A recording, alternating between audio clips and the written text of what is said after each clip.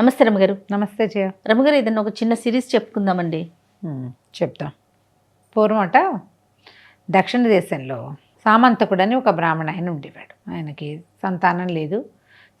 యాయవార బ్రాహ్మడు ఏదో చిన్న జీవితం గడిపేవాడు. భార్యను తీసుకుని రకరకాల క్షేత్రాలు తిరుగుతూ ఓ క్షేత్రం ప్రదేశం బాగుందని అక్కడ ఉండిపోయాడు. కుంతల దేశంలో ఉండిపోయాడు. ఉండిపోతే ఏం చేసేవాడు, ఆయన ఒక తీర్థం, ఒకటి పెద్ద తీర్థం ఉంది ఆ ఊళ్ళో. ఈ భార్య ఎక్కడో ఇంట్లో ఉండేది. ఈయన రోజు పొద్దున్నే స్నానం చేసి సంధ్యావందనం చేసుకుని ఒక చిన్న వస్త్రం పరుచుకుని అక్కడ కూర్చొని జపం చేసుకుంటూ ఉండేవాడు. ఈ వచ్చిన వాళ్ళు, తీర్థాటానికి వచ్చిన వాళ్ళు, తీర్థంలో స్నానం చేయడానికి వచ్చిన వాళ్ళు 5 పావలా 10 పైసలు వేస్తే దాంతో ఆయన జీవితం గడిచేది. పేదవాడే. సాయంకాలం అయ్యేసరికల్లా ఏదో ధనం లభించేది. మధ్యాహ్నం భోజనం వేళకి ఆ వచ్చిన ధనంతో భార్యాభర్త జీవించేవాళ్ళు. అప్పట్లో బ్రాహ్మణుల్ని గౌరవించే కాలం కదా అది. అవును. అయితే కాలక్రమాన వీళ్ళు క్షేత్రంలో ఉండగానే వాళ్ళకి 3 కుమారులు కలిగారు. 3కి బ్రహ్మ విష్ణు మహేశ్వర్ల పేరుతోటి హరిహరుడు, బ్రహ్మ హరి హరుడు అని పేర్లు పెట్టారు. 3 త్రిమూర్తుల పేర్లు పెట్టుకున్నాడు. హాయిగా ఉండేవారు. అయితే ఈ పిల్లలు, ఈయన సంధ్యావందనం చేసుకునేవాడు తప్ప పిల్లలకి ఏమన్నా చదువు చెప్దాము అలాంటివి ఆయనకి లేవు. వాళ్ళు కూడా తీర్థంలో స్నానం చేసి అక్కడ దొరికే డబ్బుల కోసం ఆటలాడుకుంటూ ఉండేవాళ్ళు. కానీ వాళ్ళు ఏం చదువుకోవాలి. ఈయన సామంతకుడు చదువుకున్నాడు, పిల్లలకి చదువు లేదు. వీళ్ళకి 10 సంవత్సరాల వయసు వచ్చాక ఇంచుమించుగా ఆయన ఒకనాడు ఈ స్నానం చేసి వస్తూ కాలు జారిపడి అందులో పడిపోయి మరణించాడు. అయ్యో ఊరి వారంతా జాలిపడ్డారు. ఆయన ఏదో దారి చేశారు. కొన్నాళ్ళకి ఆయన భార్య కూడా ఈ భర్త లేడన్న దిగులతో మరణించింది. కుమారులు కొంచెం 14-16 సంవత్సరాలు వాళ్ళు అయ్యారు. తల్లి కాస్త పోయింది. ఎట్లాగో ఊరు వాళ్ళ సహాయంతో 5-10 పావలాతోటి జీవితాలు గడిచినాయి. రూపురేఖలు బాగుండేవి. వీళ్ళే చక్కగా పొద్దున్నే స్నానం చేసి విభూతి పిండికట్లు పెట్టుకోవడం ప్రాక్టీస్ ఉంది. చూడంగానే లక్షణంగా కనపడేవారు. కానీ పొట్టకొస్తే అక్షరం ముక్కలు లేవు.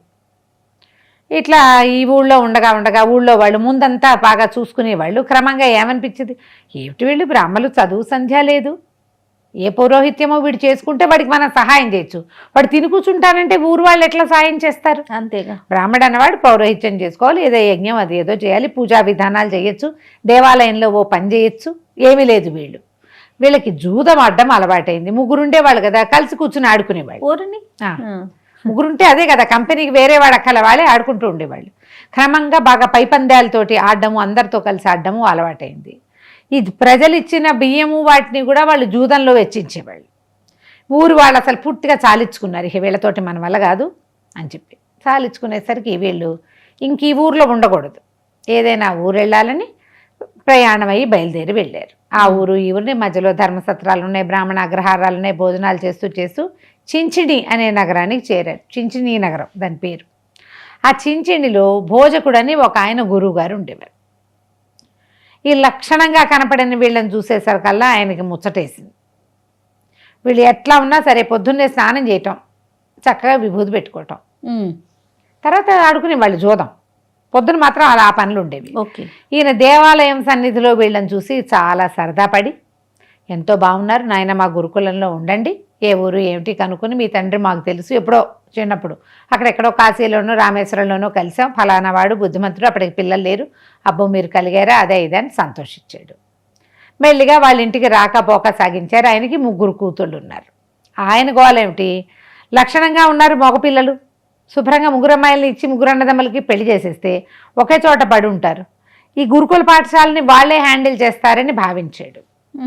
కొద్ది రోజులు వీళ్ళు వచ్చి సంధ్యావందన మంత్రాలతో మేనేజ్ చేస్తారు. అదొకటే వాళ్ళకి వచ్చింది. వివాహం అయిపోయింది. వివాహాలు చేసేశారు. మరి పెళ్లి సంబంధం అనగానే పెళ్లిళ్ళు అయిపోయావు అప్పట్లో. అదేం పెద్ద కంగారా ఏమీ లేదు, నిమిషాలు పెళ్లి చేసేటమే. పెళ్ళి అయిపోయింది. ఈ పెళ్ళిళ్ళు అయిపోయాక ఆయనకి తెలిసింది మెల్లిగా వీళ్ళకి పొట్ట పొడిస్తే అక్షరం ముక్క లేదు. పైగా ఈ గురుకులంలో కుర్రాళ్ళు వాళ్ళు వీళ్ళు ఉండి చదువుకుంటుంటారు కదా, వాళ్ళలో ఎవరి దారా 4వ చేయి తక్కువైందని ఒకరిని కూర్చోబెట్టేవాళ్ళు. వాళ్ళకి ఆటలు నేర్పించే గోల తప్ప చదువు చెప్పే ప్రయత్నము చేయలే. దానివల్ల ఈ భోజకుడికి వచ్చే డబ్బు పోయింది. ఆయనకు అర్థమైపోయింది వీళ్ళ వల్ల ఏమి అవ్వదు, ఇంతే. ఒకనాడు మెల్లిగా కొంతకాలం గడిచాక ఆయన కాస్త కాలం చేశాడు. కూతుళ్ళకి చెప్పాడు, అమ్మా ఈ భర్తలు వీళ్ళు ఆటకాయ వాళ్ళుగా ఉన్నారు, నేను సంపాదించి పెట్టిన పొలము పుట్ర అవగొట్టేస్తారు ఏమిటోనమ్మా, పోనీ సంపాదించకపోతే పోనీ, నేను సంపాదించి ఇంతకాలం దాచిపెట్టిందంతా బాగా ఉంచుకున్నా చాలు, భర్తల్ని కొద్దిగా కంట్రోల్లో పెట్టుకోండమ్మా అని చెప్పాడు. కానీ అలాంటిది ఏం జరగల. వాళ్ళు ముగ్గురు కూడా ఈ భర్తలకి లొంగిపోయి ఉండేవాళ్ళు. వీళ్ళు ఆయన కాడికి పొలాలు అమ్మేశారు, ఇల్లు అమ్మేశారు, తోటలు అమ్మేశారు, దొడ్లు అమ్మేశారు, బంగారాలు టింగారాలు ఇంట్లో ఉన్నవన్నీ సమస్తం. జూదానికి ఏముంది, ఇవాళ పోయిందనుకో రేపు వస్తుందని మళ్ళీ పెడతారు. అవును, రేపు వచ్చిందనుకో మళ్ళీ వస్తుందని మళ్ళీ పెడతారు. అవే కదా జూదం లక్షణమే. వచ్చినా పెడతారు, పోయినా పెడతారు. ఈ పెట్టుడు క్రమంలో మొత్తం అవగొట్టారు. ఈ అమ్మాయిల్లో మధ్యలో అమ్మాయికి గర్భవతి అయింది. ఓహో, రెండో అమ్మాయి గర్భవతి అయింది. సరే ఏదో సంతానం కలుగుతుందని ఒకంత సంతోషంగా ఉండేవాళ్ళు. ఆ అమ్మాయికి అమిత లక్ష్మీదేవి పూజ ఉండేది. ఎప్పుడూ లక్ష్మీ పూజ చేసుకునేది. అయితే ఏమైంది, ఈ పిల్లవాడు కలుగుతూ ఉండగానో కలక్క ముందేనో ఈ తండ్రులు ముగ్గురు ఇక వీళ్ళ దగ్గర ఇంక ఇళ్ళు లేవు, వాకేళ్ళు లేవు, అన్నీ అయిపోయినాయి ఆడవాళ్ళ దగ్గర. ఈ ఆడపిల్లల పోషణ భారం మన మీద పడుతుంది, రేపొద్దున పిల్లాడు పడితే వాడి పోషణ కూడా మన మీదే పడుతుంది, కాబట్టి వదిలేసిపోతే ఈ ఊళ్ళో వాళ్ళే వీళ్ళని చూసుకుంటారని చల్లగా వాళ్ళ ముగ్గురు సర్దుకుని ఎటో వెళ్ళిపోయారు. ఓన్లీ ఈ అమ్మాయి కనలేదు, ఇంకా నిండు నెలలతోటి ఉంది. మగవాళ్ళు ముగ్గురు జారుకున్నారు. అయిపోయింది, వీళ్ళ దగ్గర డబ్బులు లేవు ఇంకా. సరే ఏమైంది, కొన్నాళ్ళకి ఆ మధ్య అమ్మాయికి ఓ కుమారుడు కలిగాడు. మొదట్లో కొద్ది రోజులు చుట్టుపక్కల వాళ్ళు, మరి వీళ్ళ నాన్నగారు చాలా గొప్ప పేరున్నవాడు కదా, పూర్వ విద్యార్థుల సహాయంతో కథ నడిచింది. తలదాచుకునేందుకు ఒక ఇల్లు ఉంది తప్పిస్తే ఇంకా ఏమీ లేదు. పురుడు వెళ్ళిన దగ్గర నుంచి అమ్మాయి మళ్ళీ రోజు లక్ష్మీ పూజ చేసుకునేది. అయితే పూజ చేయగా ఒకనాటి గురువారం నాటి రాత్రి అమ్మవారు లక్ష్మీదేవి కల్లో కనపడి అమ్మాయికి, అమ్మాయి నువ్వు ఇంతకాలం పూజించావు, నిన్ను నేను కరుణిస్తున్నాను, రేపు ఉదయం నుంచి నీ కుమారుడు నెత్తి మీద మణుగు బంగారం దొరుకుతుంది, దాంతో జీవించండి అని చెప్పింది. పొద్దున్నే తెల్లవారుజామునే లేచి అక్కయ్యలిద్దరు ముగ్గేయటానికి లేచిన అక్కయ్యకి చెప్పింది, నాకు ఇట్టా కలొచ్చింది, లక్ష్మీదేవి దగదగాయమానంగా కనపడింది, పిల్లవాడి నెత్తి మీద బంగారం వస్తుందిట అనేసరికల్లా వాళ్ళ అక్కయింది, కళ్ళు నిజం అవుతాయిటే అమ్మా, మనం ఆస్తంతా పోగొట్టుకున్నామని దిగులతోటి నువ్వు అదే ధ్యాస మీద ఉంటే నీకు అమ్మవారట వరమిస్తే బాగుంటుందని ఆలోచిస్తున్నావు, అందుకని వచ్చింది, తెల్లారిని చూద్దాం అనుకున్నారు. తెల్లారేసరికల్లా ఏడాది నిండని చంటివాడి నెత్తి మీద తల మీద గుమ్మడికాయలాగా అంత బంగారపు ముద్ద కనపడింది. తెల్లబోయారు వీళ్ళు. ఇదేమిట్రా అని నెత్తి మీద నుంచి తీశారు. పిల్లాడు మామూలుగానే ఉన్నాడు. చూస్తే ప్యూర్ గోల్డ్. చకచక ఇంట్లోకి కావాల్సిన వస్తువులు తెప్పించుకున్నారు. పిల్లవాడికి బట్టలు పాతలు ఏర్పరచుకున్నారు. రోజు బంగారం పుట్టింది వాడి నెత్తి మీద. పుట్టితే వీళ్ళు ఏం చేశారు, భర్తలు లేరు, ముగ్గురు ఆడవాళ్ళే ఉన్నారుగా, ఇవాళ మా తండ్రి సంపాదించి పెట్టినవన్నీ అమ్మేశారు కదా వీళ్ళు ముగ్గురు మగవాళ్ళు. ఒకటి చొప్పున అన్నీ అమ్మేసిన పొలాలు తెప్పించుకున్నారు, అమ్మేసిన ఇళ్ళు తెప్పించుకున్నారు. వెనక్కి మరి ఇది వచ్చిందిగా, రోజు ఇంతంత ముద్దొస్తుంది బంగారం. చక్కగా కరిగించి కాసులు పోయించారు వాటిని. అదే పుత్రక ధనం పేరుతోటి, పుత్రక వరహాల పేరుతోటి ఆ వరహాలు చెలామణిలోకి వచ్చినాయి ఆ ఊళ్ళో. క్రమంగా ఆ ఊళ్ళో చించిని నగరంలో సగానికి పైగా వీళ్ళ సొంతమైనవి. ముగ్గురు ఆడవాళ్ళు చక్కగా మేనేజ్ చేసుకున్నారు. ఈ పిల్లాడు పుత్రకుడు, పిల్లవాడు బాబు అన్నమాట, పుత్రకుడు అని పిలిచేవారు. ఆ పుత్రకుడి పేరుతోటి ఆ ముద్రలు చెలామణి అయ్యేవి. అబ్బా, లక్ష్మీదేవి బొమ్మ ఉండేది ఒకవైపు, రెండో వైపు నాణ్యం తాలూకు ఇది దాన్ని అది ఎంత బరువు ఉందో ఆ బరువు దాని ముద్ర వేసి ఉండేది. చిన్న కాసు, పెద్ద కాసు, 3 సైజుల్లో కాసులు పోయించి ఆ కాసుల్ని చెలామణిలో పెట్టుకున్నారు. రోజులు గడిచినాయి. మరి రోజు వస్తుందిగా పిల్లాడు పెద్దగా అయ్యాడు.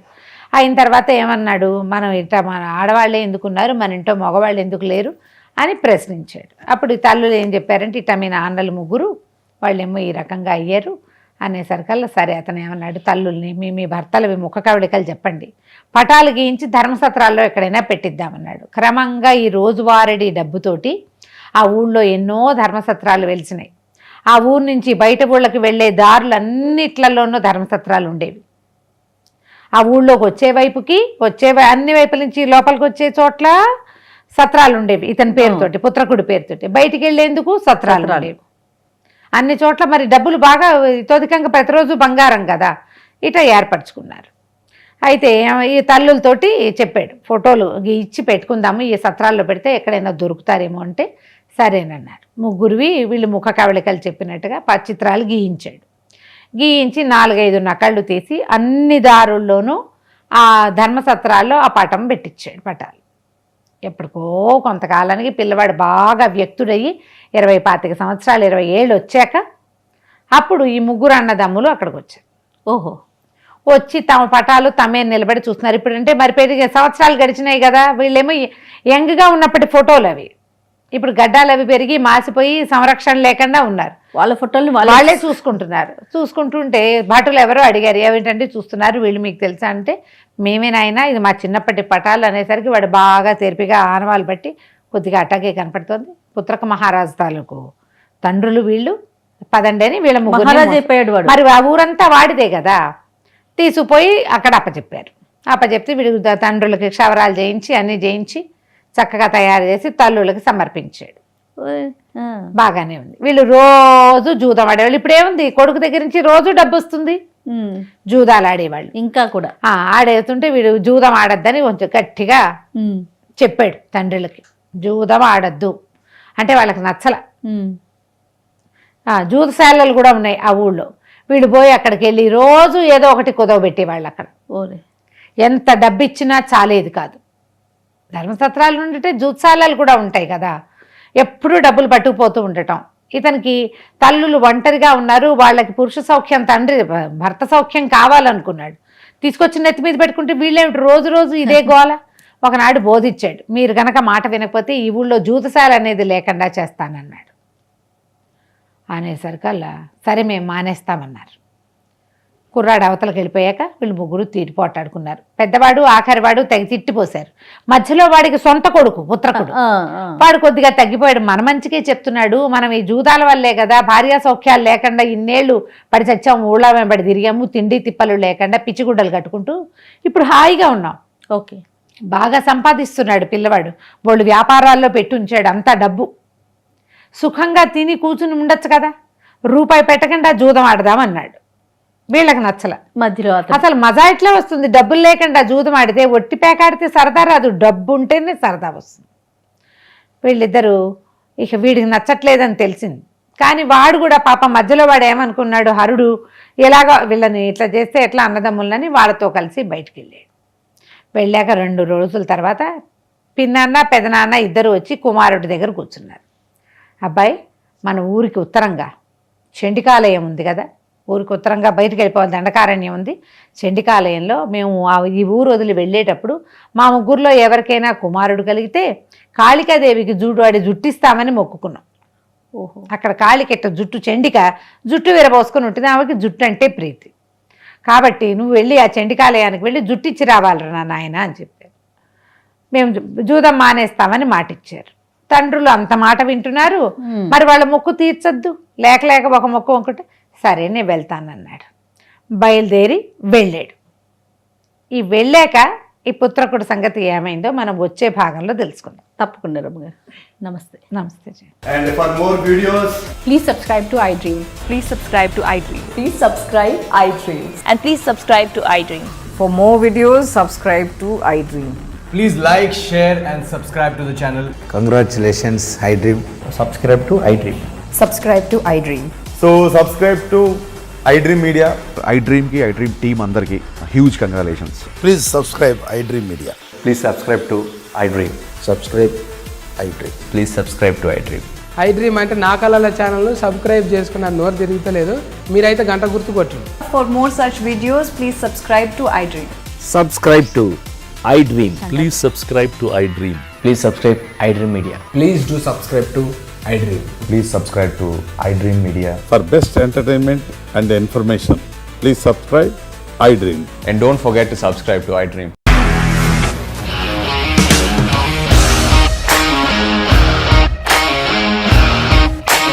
ఇండస్ట్రీలో కమిట్మెంట్ ఇష్యూస్ వస్తే నీకు కూడా వచ్చినట్టు. మార్నింగ్ తీసుకెళ్ళానంటే కొట్టి పడేసాడు.